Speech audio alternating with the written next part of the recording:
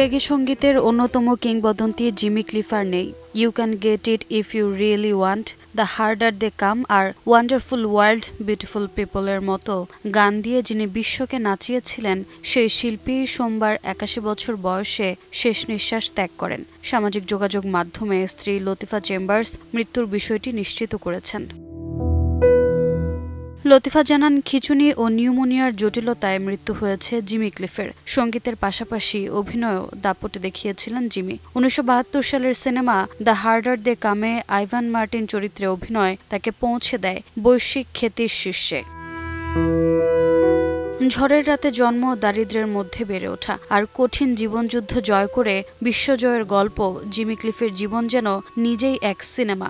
James chambers নামে জন্ম নেওয়া এই তারকার প্রথম হিট গান ছিল মাত্র ১৪ বছর বয়সে হারিকেন হাটে।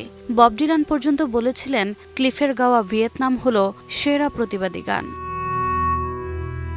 রোলিং স্টোনস থেকে এলভিস কস্টেলো, এনি লেনক্স থেকে পল সাইমন, বিশ্বের সেরা শিল্পীদের সঙ্গে কাজ করেছেন তিনি। জিতেছেন একাধিক গ্র্যামি, পেয়েছেন জ্যামাইকার সর্বোচ্চ বেসামরিক সম্মান অর্ডার অব মেরিট।